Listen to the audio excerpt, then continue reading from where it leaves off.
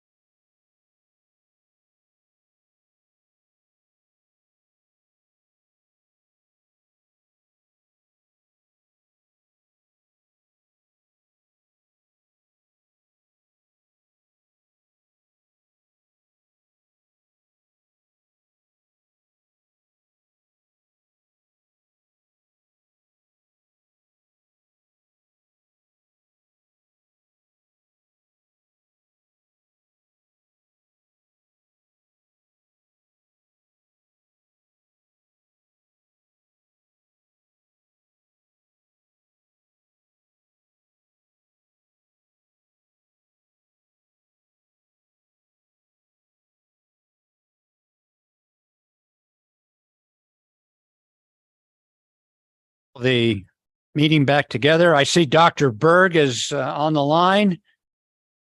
Welcome, Dr. Berg.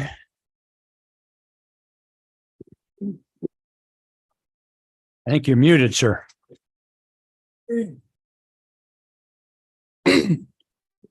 I am unmuted now. Thank you very much, Colonel, and congratulations on your grandson's graduation. He hadn't graduated yet, or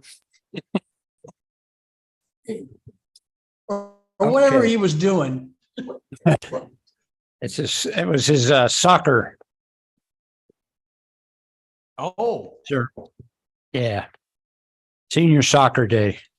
So the next item on the agenda is the referendum, proposed referendum presentation. Dr. Rodriguez. Thank you, Colonel Geyer, and board members.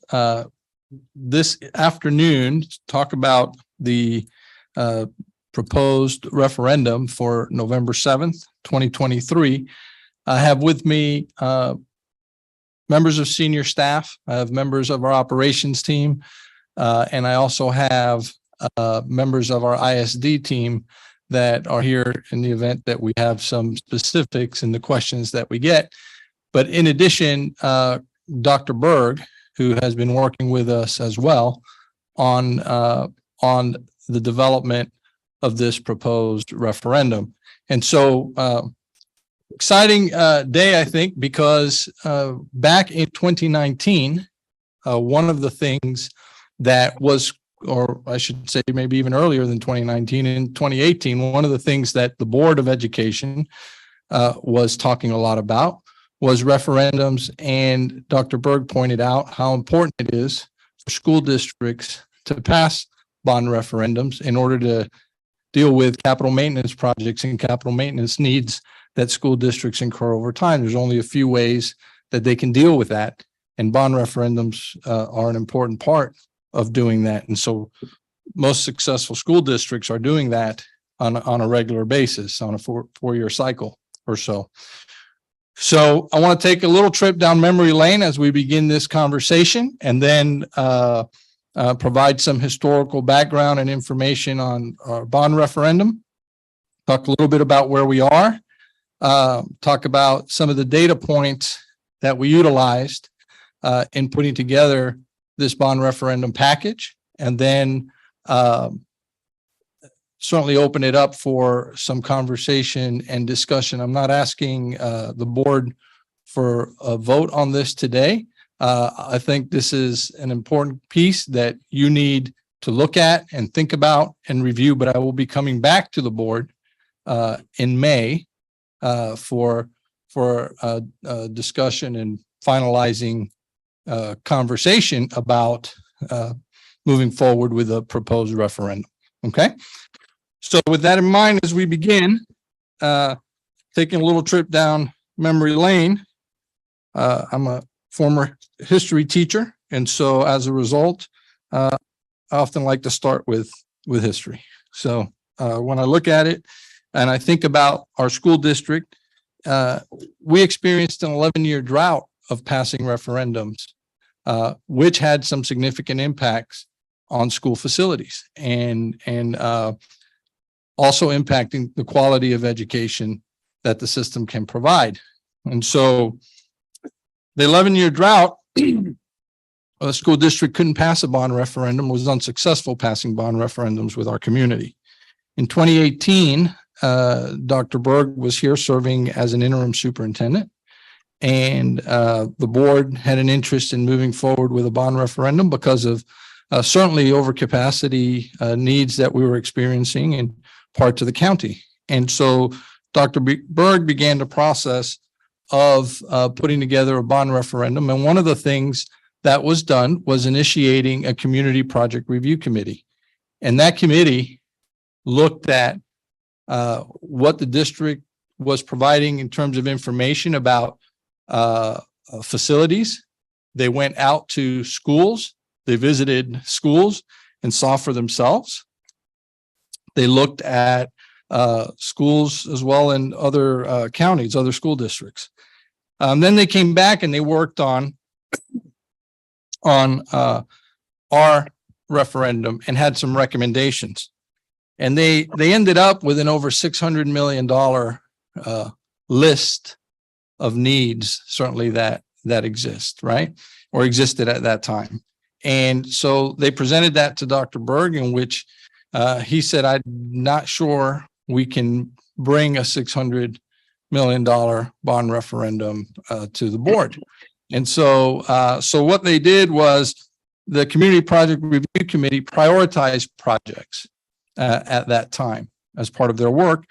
And we ended with a $344 million bond referendum that our board in June of 2019 voted to move forward with for that November 2019 election, and put some language on the ballot for a referendum. And as we continue in down memory lane, we can see that in November, between July and November, the school district began with an information campaign or initiative, if you will, to provide information to voters. And there's specific rules about do's and don'ts when you approve to move forward with a bond referendum. And certainly I will have bond counsel come before our board and provide everyone, including myself and my team, specifics around what's legal in terms of information and education campaign or initiative with respect to bond referendums, what you can and can't do. And so we will be doing that should the board decide to move forward with a bond referendum.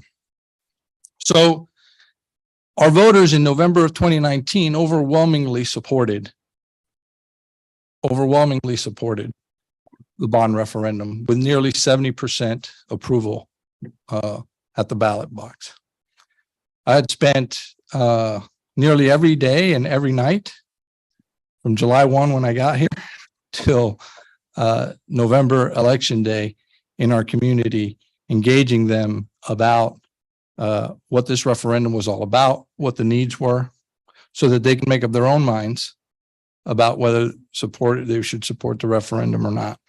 But one of the things that I did during those engagements with our community was I told them that I wanted to set up a citizen-led oversight committee that would review the projects that we were working on, the work that the district was doing, and how the district was spending the dollars of the referendum.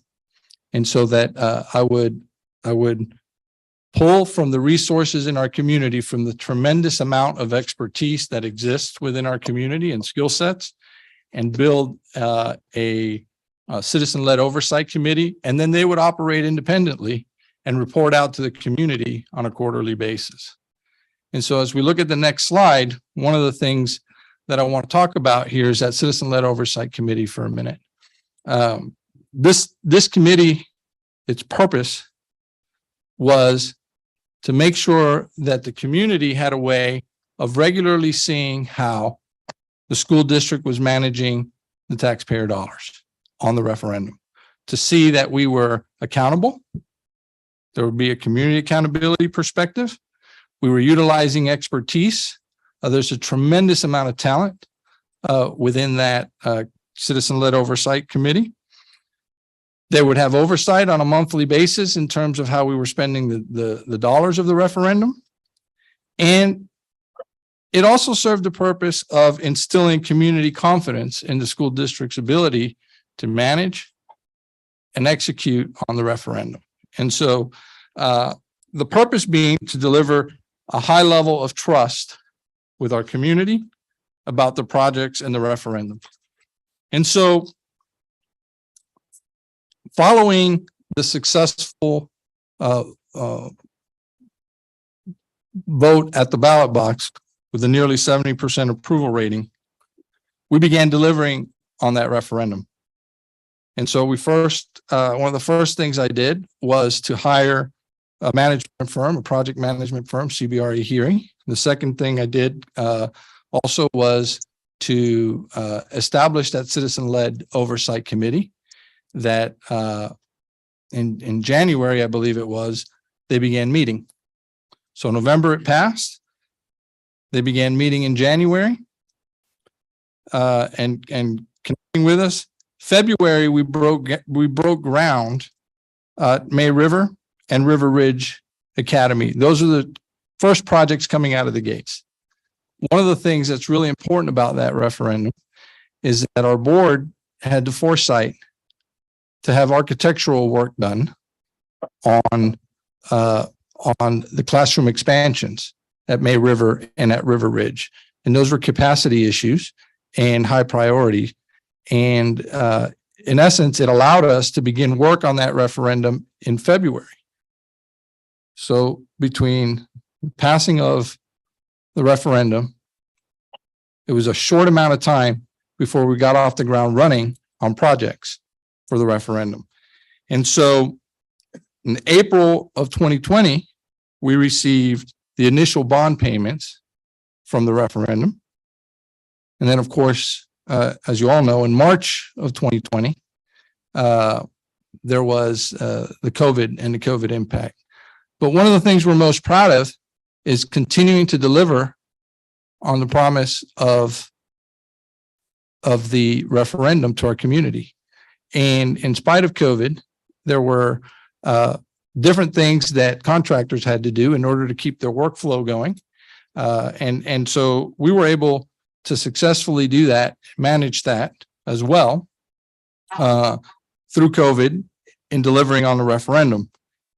We're expected that by 2024, completion of that 2019 bond referendum. There's some projects that'll be going on, and completion of those projects should take place in 2024.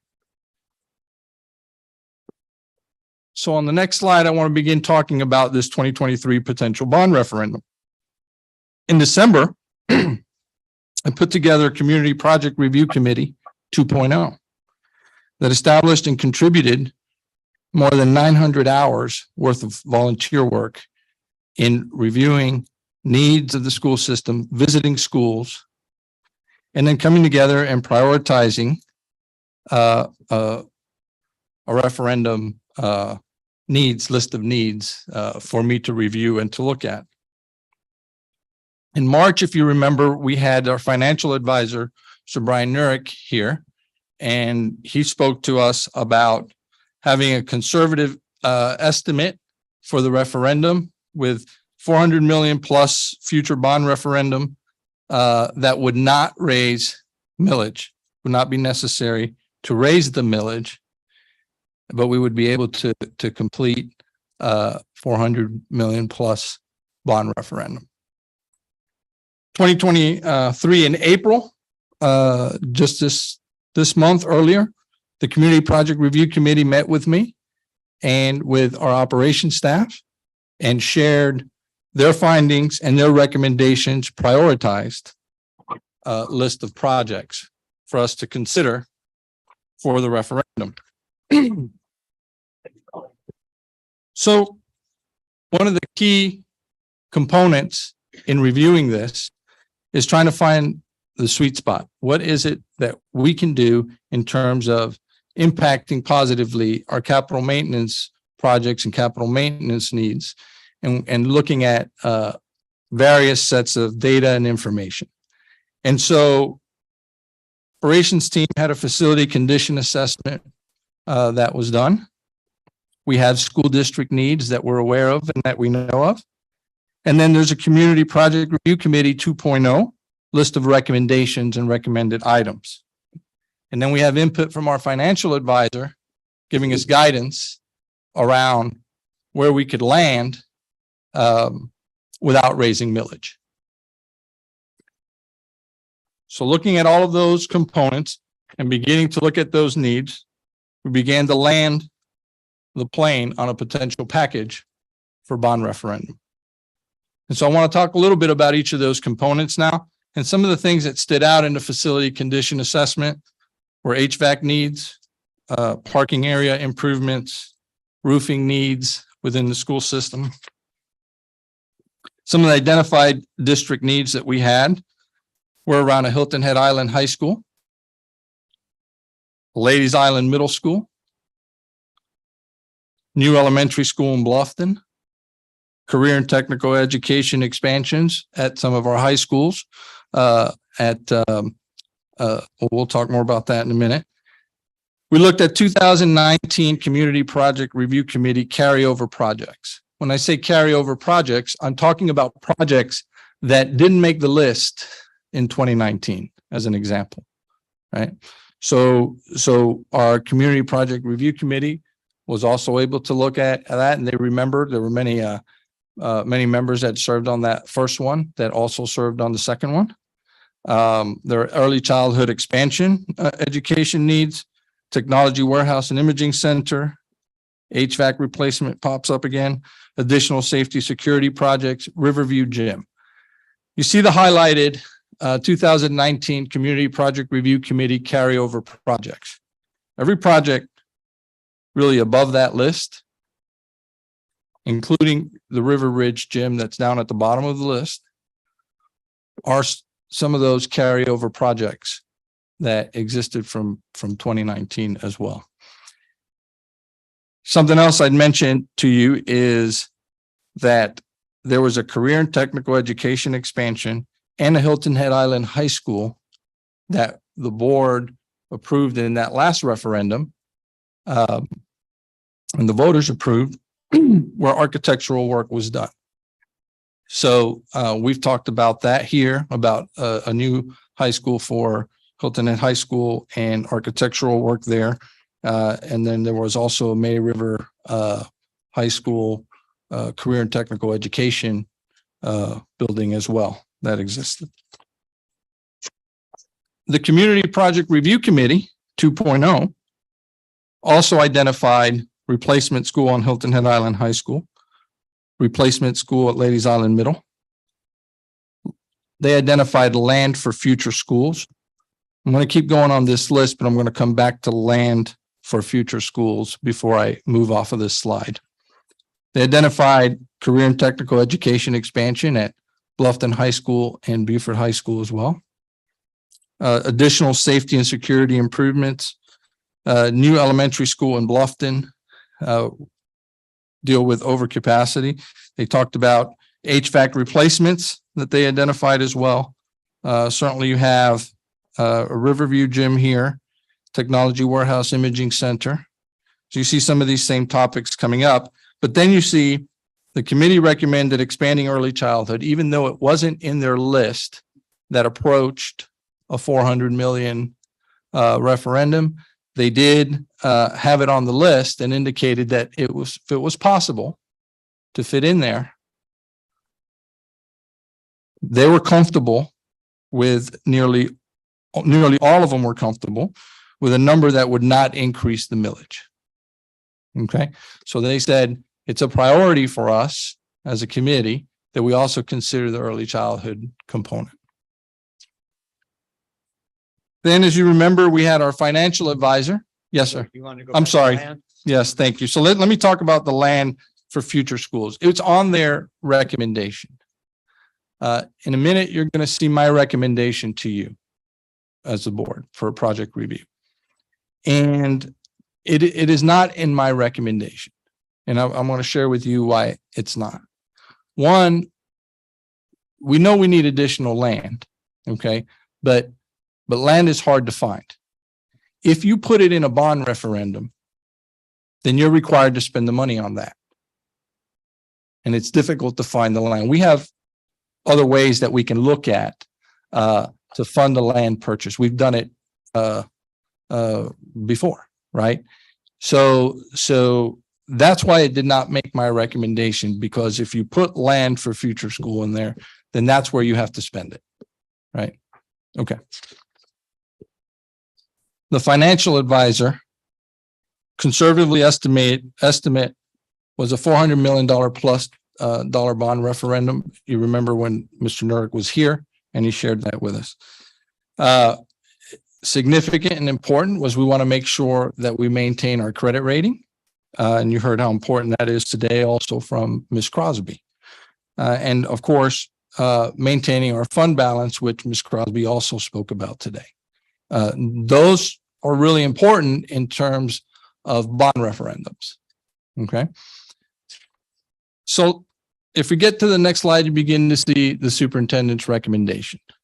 And so one of the things I want to caution everybody about, when we began putting this package together, we have a preliminary estimate on these costs for these projects.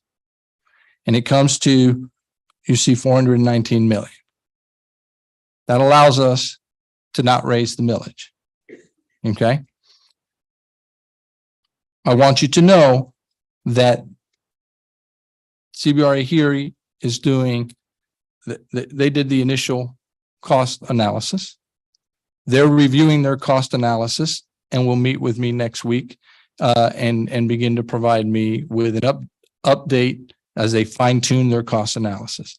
I have also, we went out for bid for a second cost analysis from another third party and utilize Cummings to help build a second cost analysis on this, because it's really important that we can fine tune what those costs are. And where it becomes very challenging is predicting on what happens 4 years from now when you're finalizing referendum work. So by utilizing two cost analysis from independent parties, that helps us begin to land the plane on that cost. So I don't want you to get married to the 419 number, and I don't want you to get married to the numbers on the next page. And I can't stress that enough, because I think that's important as we move through this process. So you can see in the superintendent's recommendation that you have Hilton Head Island High School, you have a Ladies Island Middle School, there's a new elementary school in Bluffton, a Riverview Gym, a career and technical education expansion that includes May River High School, Bluffton High School, and Beaufort High School. You also see Technology Warehouse Imaging Center.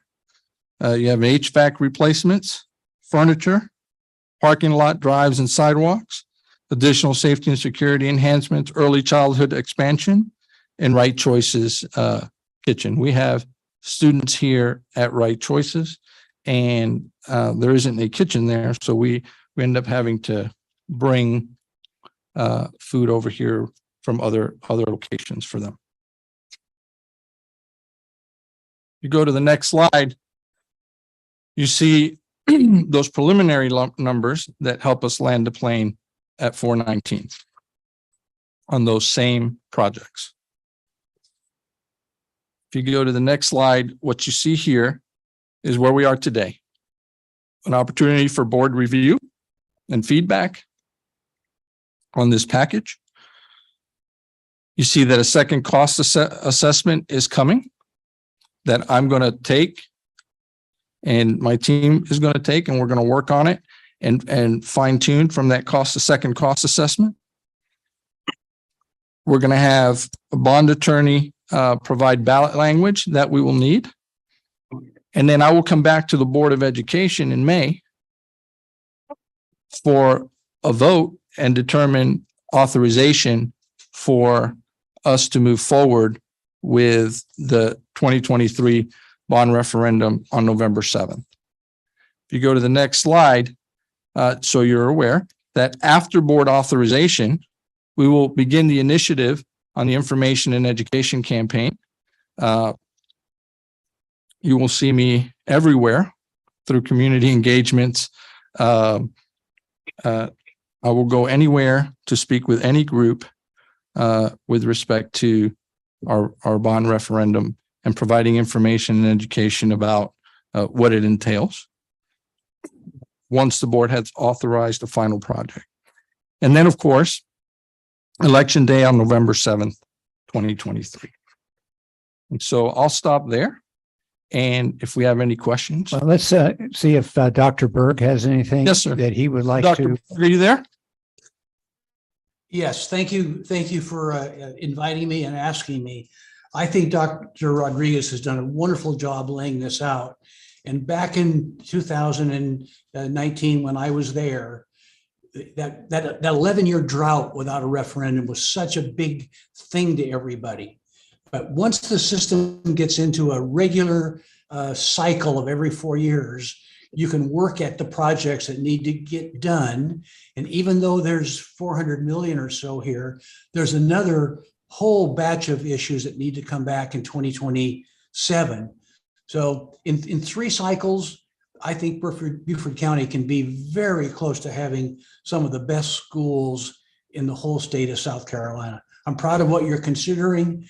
The public is supportive. There isn't any reason to think that this issue wouldn't deliver on a plus 70% yes. Congratulations. Thank you. So, board members, comments, questions?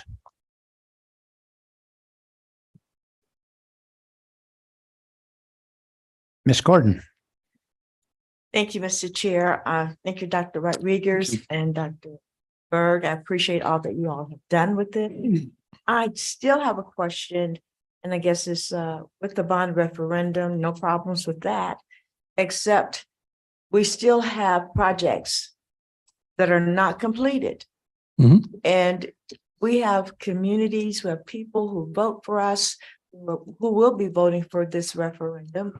And what I'm hearing still is about the safety issue with Ladies Island Middle not having the lights that they need for safety issues leaving there with their children and parents.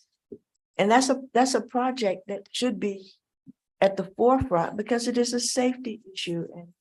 And I understand Mr. Outing saying that, well, you know, I guess it's now Dominion who may have a dog in that fight, but he really doesn't because they didn't take our money to make sure that our kids are safe. I need to know, and our community needs to know, that that would be addressed. Those things that we have, that we've promised people, Ladies Island Middle is on here again for a bond referendum. If we don't give and complete these projects that we promised, why should that other 30% vote for referendum? So I just want to clarify, Mr. Riding, was there lighting in that referendum 2019 for Ladies Island Middle?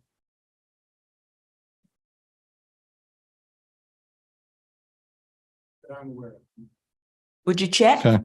We'll follow up, but regardless of whether it was in that 2019 bond referendum or not, we're dealing with a safety issue that you brought up today. And so we will look at working on that one way or another. I appreciate that. So- But what I'm saying is it has been long overdue. They deserve to have lights back there so that no one drives into that pond, that when parents leave activities at night, they can see how to get out of there. And to me, this is absolutely unacceptable that this has gone on for so long, but yet we expect the community to back us up with a new referendum. And I don't think it takes a referendum to walk out in the back of a school and see that you have no lights back there and it is so dark. It is not safe. We still owe our children and our communities to fix that problem. Thank you. I don't disagree with you, and we can work on correcting that lighting issue. Thank you. Mr. Smith? Let me start off by saying I thank them for their 900 hours of community service, volunteer hours, and thanks for everyone who had a hand in this. It's been appreciative, but excuse me. And in terms of where we are and what we are presented, there are still some things that I think that from visiting buildings, like as in, for instance, Beaufort High School, when you first walk in the building, when you have games or you have events there, the bathroom has a god-awful odor. We can't continually say that, oh, well, it's because of the piping. something has to be done about that. I mean, because it almost seems, it comes across that that we turn a dead ear to those things. And then that cannot be the continuance be behavior of the district, you know, because I mean, like people, it's, I mean, as a board member, it is very uncomfortable walking in there. And when and that bathroom smelled like that, and you're in there, people know your board member like, do you smell this? Or they stop you, or they cut you off and say, do you smell this? And I've been saying this for years now. About this nasty smell in this bathroom that's right there walking into the gym. Sometimes the smell is so bad when they hate people even open the door when going into the game, and that's where they post up at to sell tickets. Right in front of that New Bed vestibule that was just put up by the district. Talking about in the gymnasium? Well, actually, it's right on the gymnasium. It's right on the side of it. It's right there.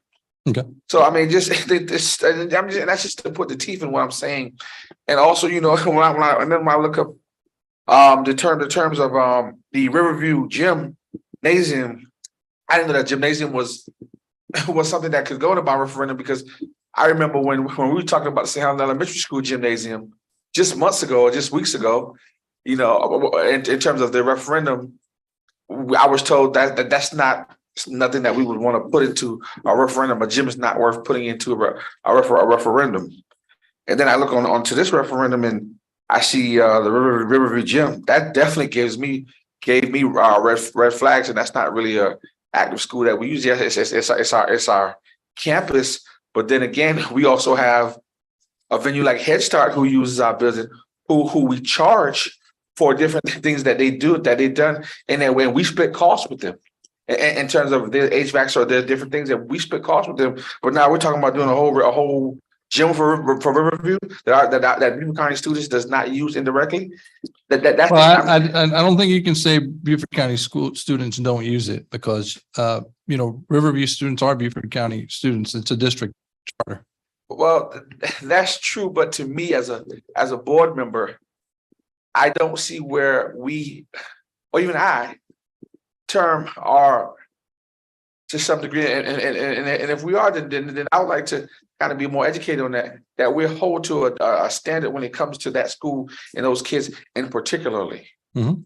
So I view that as a little different, as in versus being one of our original, you know, one of our babies, you know, that something happened, we're first to notice versus there. So that's just some of the different things, and then, you know. So I mean, this it's growing.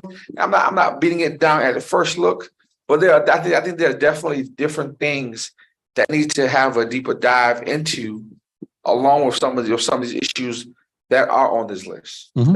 And I'll just leave that there. That appreciate that, Mr. Smith, and that's why we do this today, and why I don't ask you for a vote on this today, because you have to have a chance to mull this over, think about it, and provide feedback like you're doing. Right. And then additional safety and security, what does that look like, and what does that consist of? Because that's almost a broader, you know, with referendum, we I guess, you know, the funding, and you and I both know, as you just stated, upon land, what exactly will that take care of? Just goes back to the point we made earlier when we talked about the Lazar Middle School safety and security issue, in terms of the funding, and if there was still funding about Lazar Middle School. But for this, where exactly is it technology?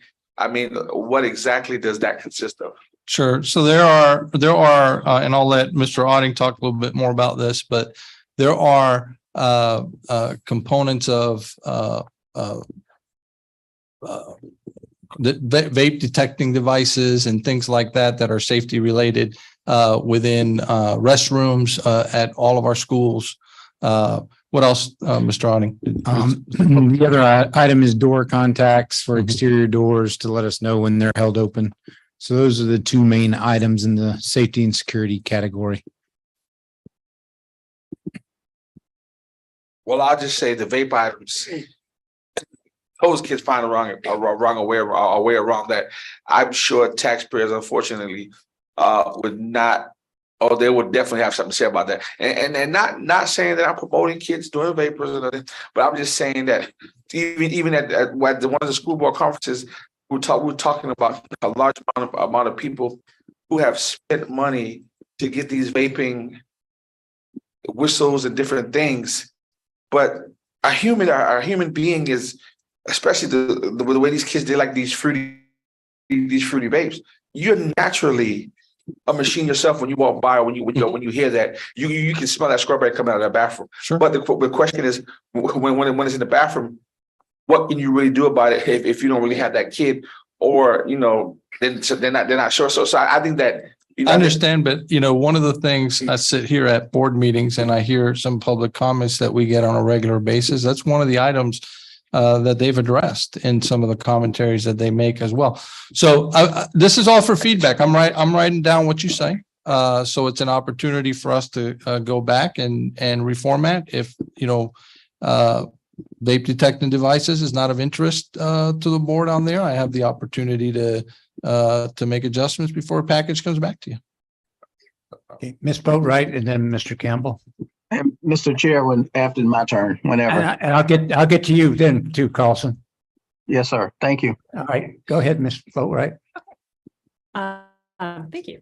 Thank you for that presentation. So going over it, one thing that I've said before that I think is important is we need to look at enrollment and capacity. So when we talk about the new elementary school in Bluffton, I would like to see what are our enrollment projections, what size school are we going to build for that? And of course, if we're adding elementary capacity, what's our down the road for middle school and high school capacity? And then I know Little Diversified Architectures here, they came to the School Improvement Council meeting at Hilton Head, and I asked this question already. What is the capacity we're building Hilton Head Island High School for? Mhm. And what I'm not sure, maybe Robert knows, is they're sort of planning for what we have right now. Hilton Head's been fairly flat. I mean, it's been really flat in the mid 1300s.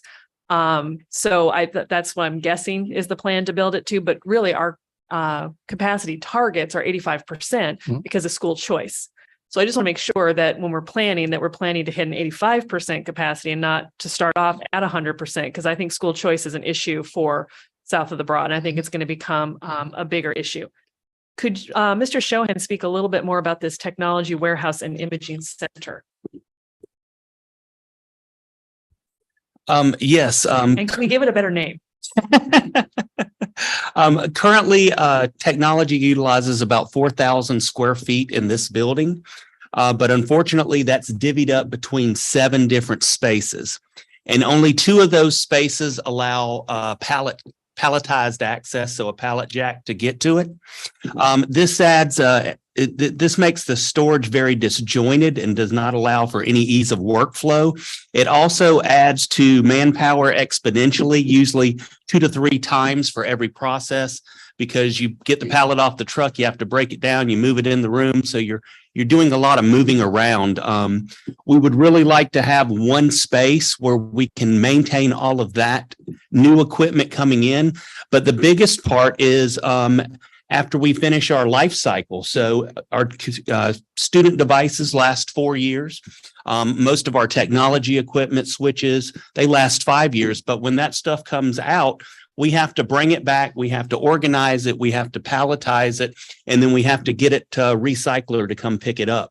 So I'm sure some of our other our board members has been around for a while. In the summertime, they walk in this building and there's pallets lined up and down both of these halls, which is not a good thing for the fire marshal or anything with safety in this building. So that would really help us relieve a lot of stress on our staff. It would also give us an imaging center. Most of these big projects we come in, we'll have different contractors coming in to help us, but we'll spend a month working on this equipment before it ever gets out to the school, because the biggest goal for technology is to not impair the educational process. So everything we do, we come in after 4 o'clock and we work to the middle of the night to get it done. So when the kids come back the next day, there's no disruption at all for them. Another big thing is, unfortunately, we live in the South. Almost all of our deliveries come in the afternoons, and it rains most afternoons. here in the South. So we're not only fighting very expensive equipment, but the possibilities of it getting wet and damaged while we try to unload it and bring it into this building. Can I ask a follow-up? It's funny because I'm like staring at this column here. So that does sound important. And I was trying to understand what you meant by imaging center. So that makes sense. So a couple of follow-ups. One, that wouldn't necessarily house like our knock and all that kind of stuff. That's elsewhere. Absolutely not. Okay. And then number two is, should we have everything in one location in the event of a hurricane or in the event of something else going on? Should we not have, I don't know how other districts do it. It seems weird to have all of our technology in one spot. Most districts do utilize a central warehousing location. And for us, with our staffing, having another building, you know, if we had two warehouses, you're also talking about having a staff member pretty much stay at it. Because when we get these deliveries, they tell us, you know, they'll be there between 8 and 5. So you might have a person sitting around that office all day. So that's another reason why we want to limit it to one space.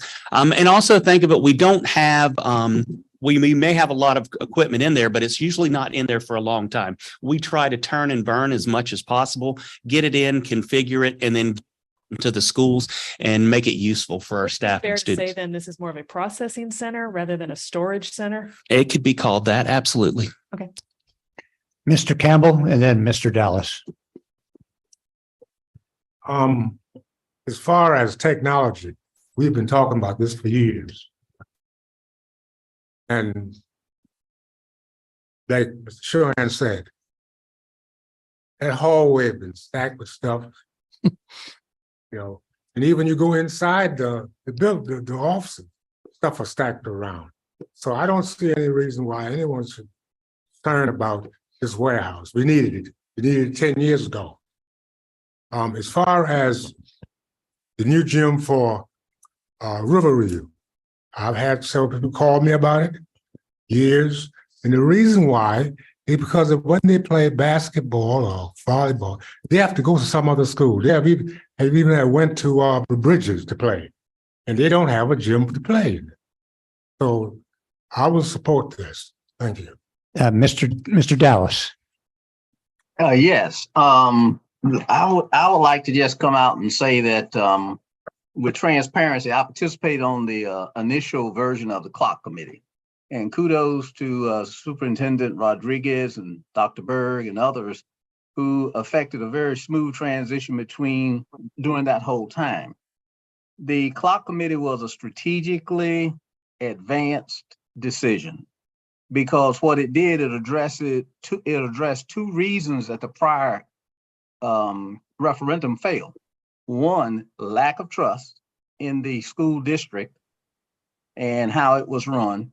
Pure statement of fact, not hyperbole here. The second thing is Dr. Rodriguez took the messaging into the community. And everywhere I went, it seemed like they were saying he's coming or he's been here. So I think that sort of how it was handled the first time is very important, is going to be an advantage for us. The second thing is, I think the buildings and what have you, there were people areas that felt like commitments had not been made, but I think that was due to financial sound fiscal decision-making. I see now we're willing to spend or recommend $141 million on Hilton Head, which is a 40-year-old school, and it's growing. This area is growing. It has been flat, but you look at the composition of where the population is coming from, it's absolutely going to grow. The other thing is, on terms of the maintenance issues, the reality and the transparent truth is that is a recurring theme in too many locations in the district. And I would suggest that we give the superintendent and his staff a time to come up and take a real rigorous look at how that works. How is the communication of a need executed? And then once it's executed, does it go into the technology system? So we're not basically tying up another human being when we could redirect their efforts to some higher value with single point of entry, multiple points of access, and then check and really track the closeout of issues. Because if the closeout of issues is very minimal, means things happen, but they get closed down, then that goes away. And the reason that's so important is that the maintenance is not a bond issue per se, but if it's not addressed, it will become a political issue at the time of loading. And so it's very much in our best interest to rigorously and deeply drill into that and get an answer so we can take that out as part of the communication effort as well. But I am totally in support of what has been recommended so far. Thank you. I have a couple questions, comments. Riverview Charter School is a K through 8 school. And all our K through 8 schools have a gymnasium. So this is an equity issue. Secondly, they believe that they need an additional 4 classrooms. And I don't see that listed on here, but that's part of their requirement. And lastly, one of our biggest, I won't call it failures, but I would call it an oversight last time when we went through this process is we did not have good costing data for technology in the construction. We've got to do a better job. And that's hard business because you're dealing with technology that changes all the time. But we need to have, when I look at all our addendums that we had to do for contracts, many of them had to do with technology. So we need to get a little better handle on where we're going on, especially the new construction and the technology piece. Mr. Smith, you had another follow-up? Also in terms of the technology warehouse and imaging center, which I have no problem with the name of it at all. But also in congruent with that, the career and technology expansion. A couple, probably about 2 years now, some of my colleagues has been saying that we would like a technology center be somewhere in between the middle, between the North and the South. I think that why not get more bang for our buck?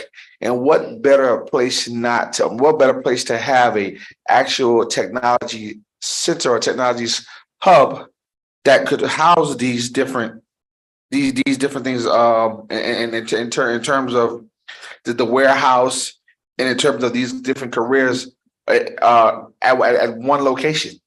You're getting more bang for your buck versus building 2 different separate hubs. Now you're putting it in one big building. And also, I believe that at some point in time, you also have someplace off campus. If something does happen to your main brain of your building, that you also have a backup brain somewhere else.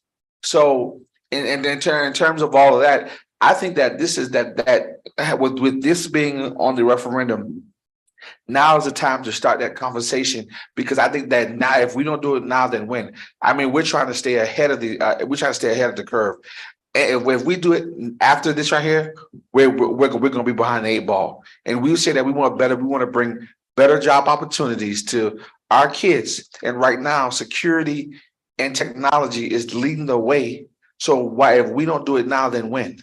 I think now we should start that conversation upon having that building in between North and South of the Broad. And also we could house both of these things at one physical place. I'm not sure how my colleagues feel about that, but I think that is something that is definitely needed. So I just wanted to bring that out. And I know we talked about it a little bit at the technology committee meeting. So I just want to bring that up. And just to touch back, just about the gym situation. I ain't knocking that they don't need it, but I'm just saying that to my colleagues, in all fairness, I just don't want us to forget, and I want us to remember that when we treat certain communities certain ways, that people have a bit of taste in their mouth for things, and make us cognizant of how we approach things. moving forward. Because like I said, when I brought this up, and even a couple of months ago, when we were talking about the interest, I'm gonna address that in the room. And the interest of St. Helena Elementary School, it costs too much. Beaufort County School District never ever put the existing building at St. Helena Elementary School. That was the original building from the old St. Helena High School. So we've never built up that gym. We've done some modifications and we've done some things, but we have inherited that. So the same energy we put towards other communities, let's be fair across the board. And that's why I said that's why. So yes, for me as the representative from that area, yes, I am on the shock on that, because I know what I was told and how I was frowned upon and look at it like, why would you want to put up why would you want to put up a gymnasium? And I just felt that we're the same question could be asked here, and the same energy that was transferred there could be transferred here. That's all. Thank you. Ms. Gordon? Thank you, Mr. Chair. I do appreciate all the comments from my colleagues. I was looking at, we're saying that we have this bond referendum, which has been beautifully laid out, and it does list Ladies Island Middle School, and I know that's for a new school. But I hope operations take into consideration that when you do not complete your punch list that already exists, it's hard for me to stand in front of my constituents and say, please vote for this bond referendum, when we have a roof at Wellbranch Early College, and I think they're supposed to be working on it. Well, the water has been dropping in that brand new theater. When you walk into the building where people can see water coming down from the roof, that should not happen. That's a punch list of things that we need to do.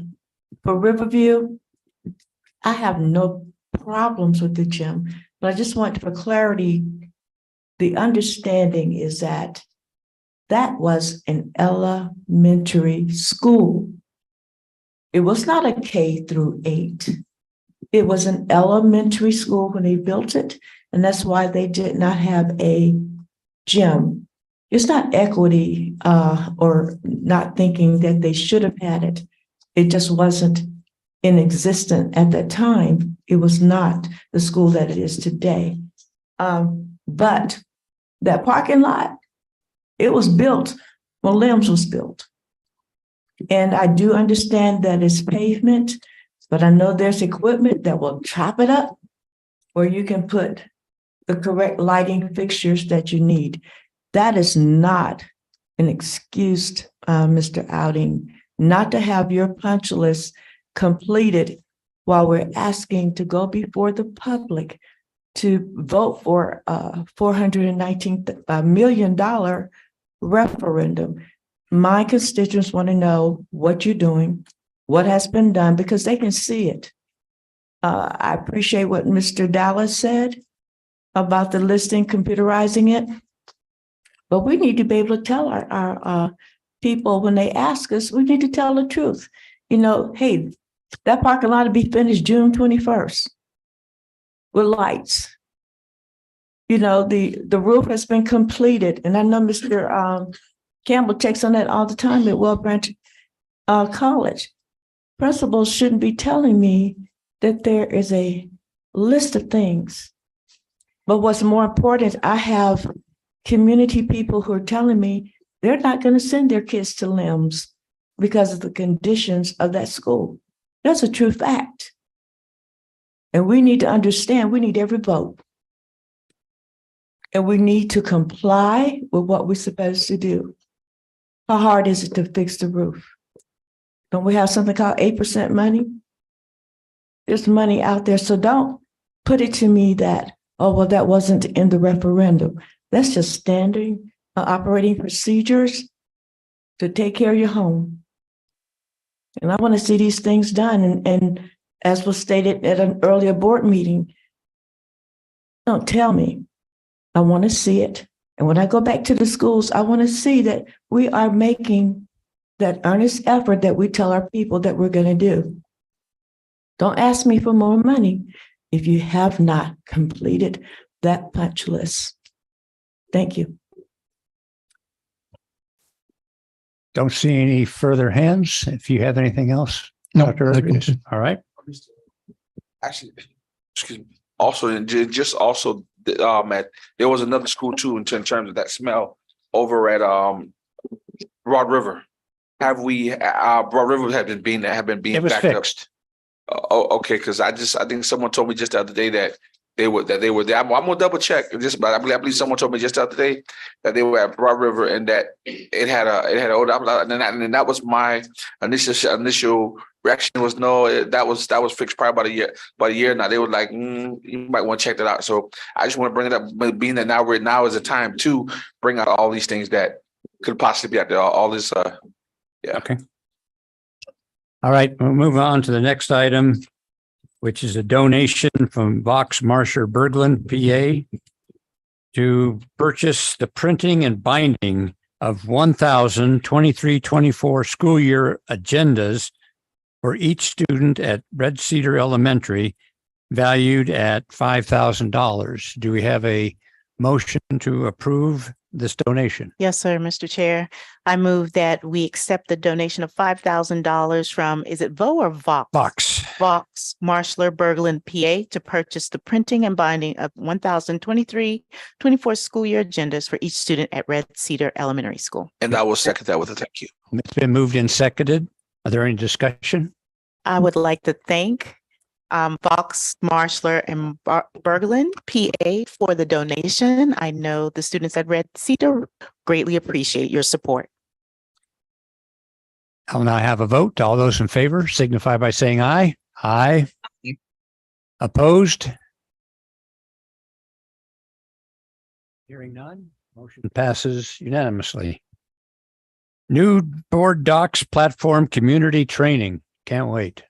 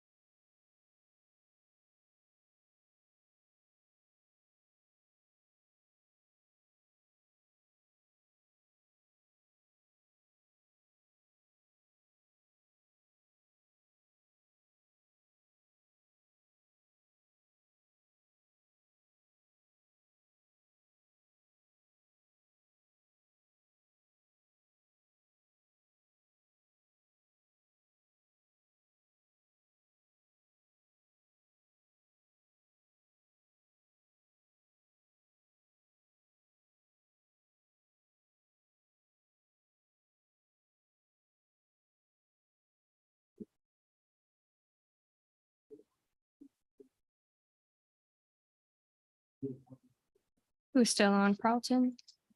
And no, you're fine. Excuse me. Yes, I'm here.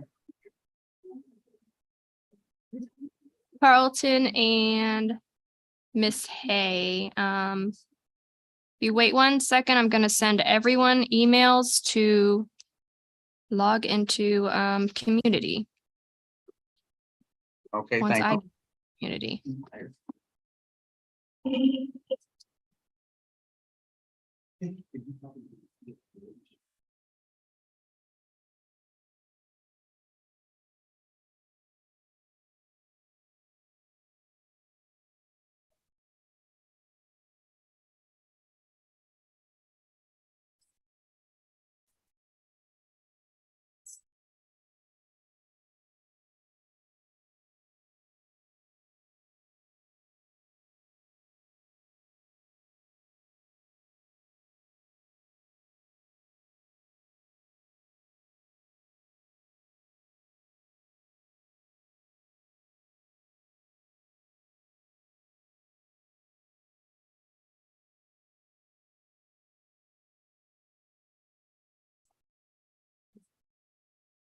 They're all individual, but I'm sending them now.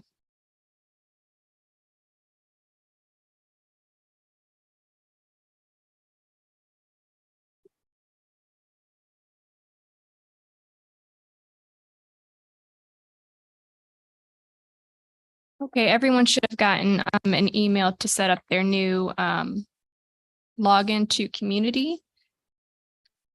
Before you do that, though, I'll play this video that shows you a little bit about what it is about and how to log in and how to get to meetings. If it plays.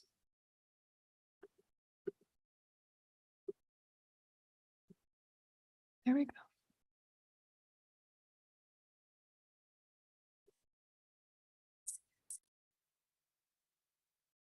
Should be the first one. Hello. Accordingly. For example, a meeting with the word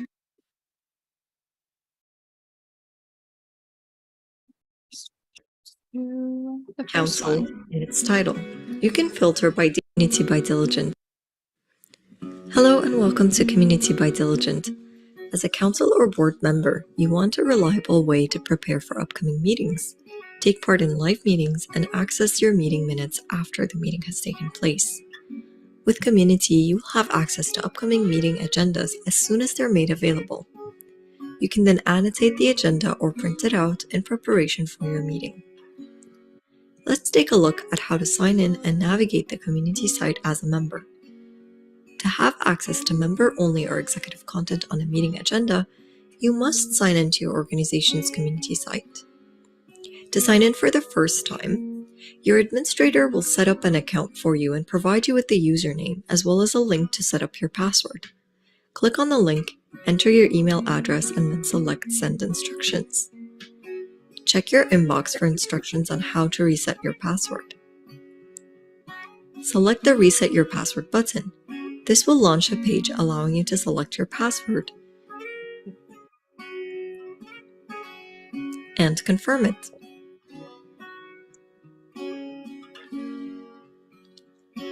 Now you can sign into your Community site by entering your username and chosen password. If you need to reset your password, you can select Forgot Your Password from the sign-in page. Enter your email address and select Send Instructions.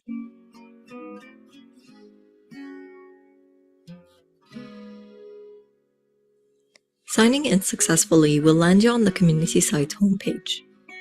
On the left-hand side, there is a main navigation menu. Select this menu icon to open and close the menu. At the top, there are some options available to you for support. A help option where you can access our help guide, send us feedback, or contact our support team. The Edit Profile section allows you to update your profile details or sign out. For example, if you'd like to update your password, select the Edit Your Profile option, and from here, select the password field. Verify your current password,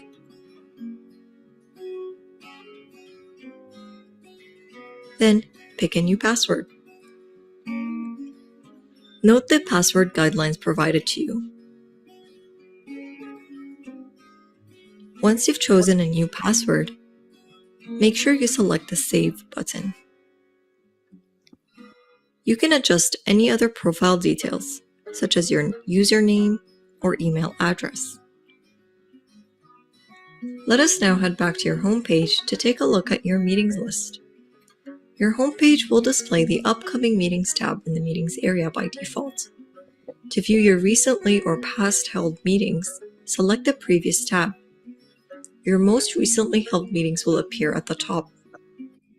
To help you find a meeting faster, you can use the Filter option. You can filter by entering a keyword, which will search meeting titles and match them accordingly. For example, a meeting with the word Council in its title. You can filter by date range. For example, to view meetings from the past month only. Finally, you can filter by meeting type. I'm having Molly pause it for a second to let you know, this is just to give you an overview of what it looks like, what's going on. This is not for you to sit here and try to follow her step by step.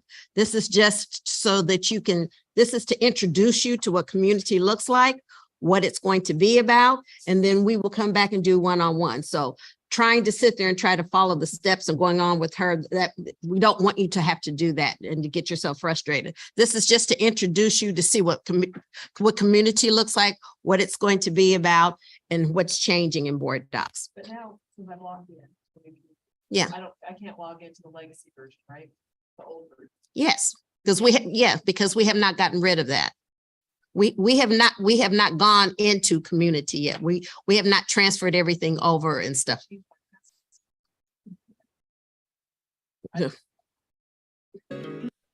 So you should This be able brings to us still to go the back end of into our board tutorial docs. on how to access, navigate, and view meetings in your community sites. Be sure to also check out our other video tutorials to learn more about how to use Community.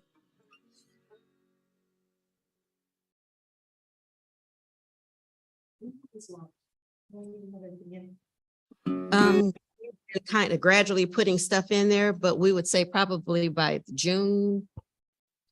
Yeah, for June, because as we have started trying to transfer some stuff over, and they've transferred a lot of things over, but until we get you all formally trained and comfortable in using it, we're not there yet. When a meeting agenda is published in Community, Her you will voice be makes it. notified via email and can log into your site to view, annotate, and print it out in preparation for your upcoming meeting. Let's take a look at this process in your community site. When you're viewing an agenda, you'll be able to adjust your viewing options from the left-hand side. You can use the pan tool to move around the agenda, or the cursor to select text. You can zoom in and out on the agenda to achieve the text size that is comfortable for you. If your agenda is long, use the thumbnails view to navigate to the page you need. When looking at your agenda, member-only attachments will be indicated with a padlock icon. This is a member-only attachment within a public section. Items in this section are visible by the public. However, the attachment remains private. You can view briefing notes that may have been added to sections and items when the agenda was prepared. These will appear in a box with a padlock icon and are only visible to you and other members of this meeting. As you view your agenda items, you can make your own annotations to note down thoughts and comments in preparation for the meeting. Keep in mind that all annotations you make are private, so that only you can see them. As you add annotations, your additions will get automatically saved as comments, and your annotations are automatically synced so that you can pick up where you left off when logging in from your mobile phone, tablet, or your PC. The annotation tools are found at the right-hand side of the top menu on your screen. There are three main annotation tools available: freehand tools, text tools, and the comment tool. Let's take a closer look at each tool. The freehand tool lets you scribble on the agenda page to bring attention to important areas. Select the pen icon and start drawing. The text tools allow you to highlight or underline selected text on the agenda, such as specific item details. The comment tool can be used to bring attention to a specific area in your agenda as well. Adding it will add a comment in the notes section on the left. All the annotations you made are logged in the notes view on the navigation pane. You can easily make changes to any selected annotation. Add or edit existing comments. Resize it by clicking on the selection box. Move the annotation to a different area in the agenda, or delete it. Once you're done annotating, you may want to download or print your document out. When you print out the agenda, you can select the specific pages you want to print, and select whether or not you'd like your annotations to be included. Remember, if you need any help completing a task, use the help option on the top right corner of the site. You can view the community help guide, reach out to us for questions, or send us feedback.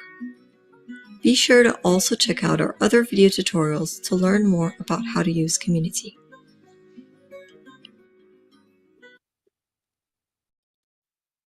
So that is what's to come.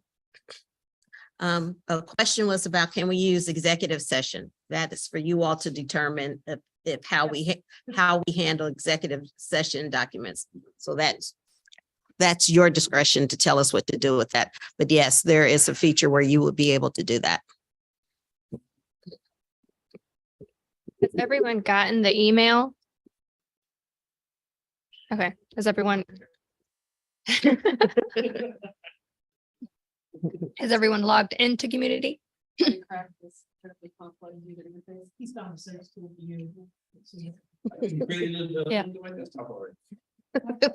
Okay. Right now, you're seeing mine, as publishers. We have access to all this other stuff you guys won't see. I believe you guys just have current meetings and maybe past meetings on yours. Everything is pretty much self-explanatory, very easy. This one's supposed to be more easy to use than board docs. So I can give you some examples. You guys won't see all of this.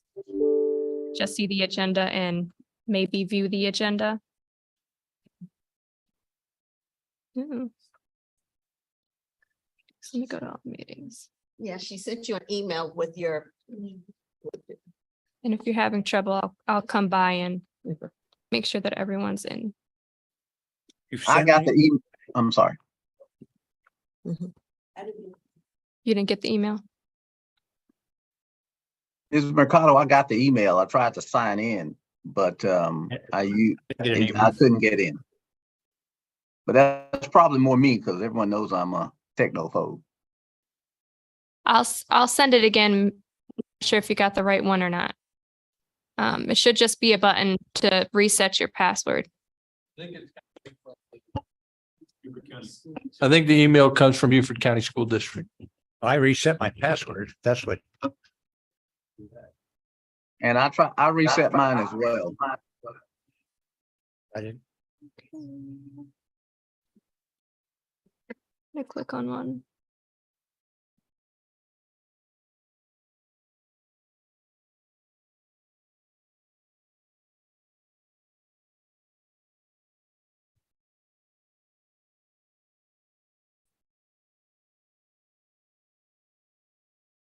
Let me preview this as a member and how you guys would see it.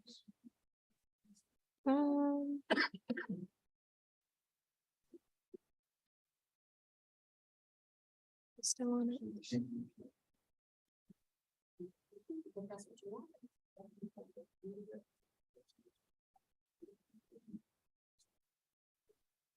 Stop share real quick. Users.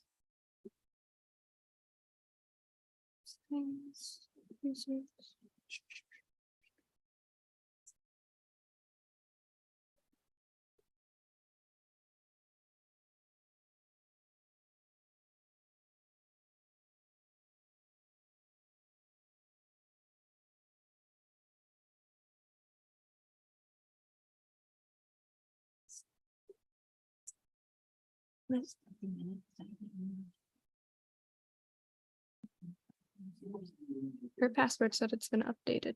Is it the same username? Says it's been updated. Yes. Mhm.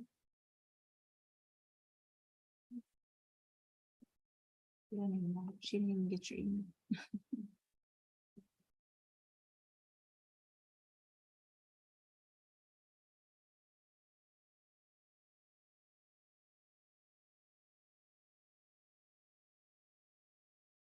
No, it's sent when you send in the email.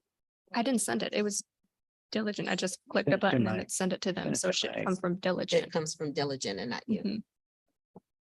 Mhm. Send it to my district, private. Holly, Yes, private email, that's my, it's not in your district email. sent to my private. Oh, your I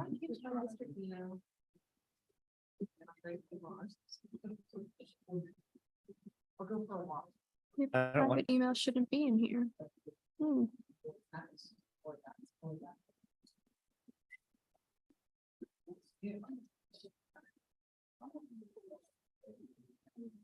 What's wrong?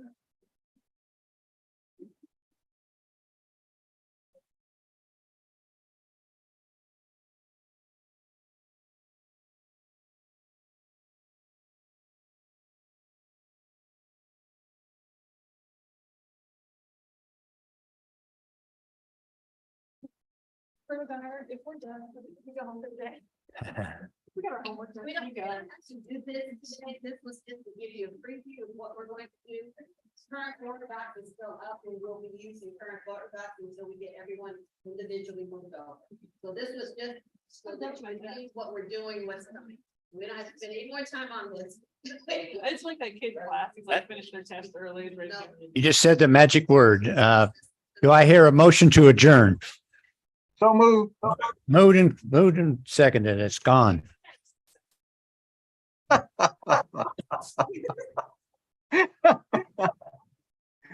Ooh, saved by this class dismissal. No, we didn't go to the.